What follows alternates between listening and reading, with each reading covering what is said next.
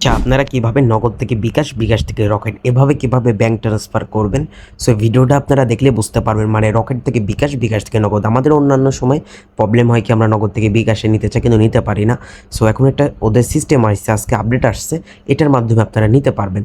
So first of all কী করবেন আমি ভিডিওর মধ্যে বলে দিব, ঠিক আছে, কীভাবে আপনারা টাকাটা নেবেন।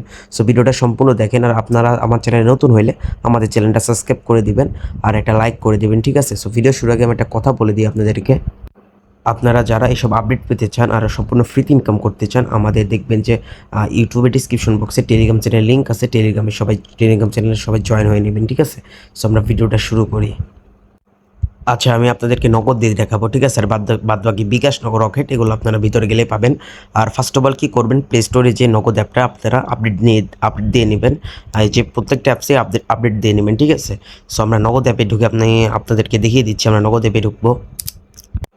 আচ্ছা এভরিওয়ান, আমরা নগদ অ্যাপে ঢুকলাম। এখন এখান থেকে কীভাবে আপনারা বিকাশ অথবা রকেটে টাকাটা ট্রান্সফার করবেন। সো টাকাটা ট্রান্সফার করার জন্য কি করবেন, এই দেখেন যে ট্রান্সফার মানি নামে যে অপশনটা আছে, ট্রান্সফার মানিতে ক্লিক করবেন, ঠিক আছে। তারপরে দেখবেন যে মোবাইল ওয়ালেট নামে যে অপশনটা আছে, এই মোবাইল ওয়ালেটের নামে অপশনে ক্লিক করবেন, ঠিক আছে।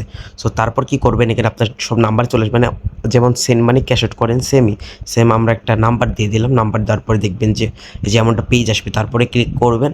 এই যে কী করবেন, এই যে এখানে আছে, এখানে ক্লিক করবেন, ঠিক আছে। সো এই যে এখানে ক্লিক করার পরে একটু অপেক্ষা করবেন।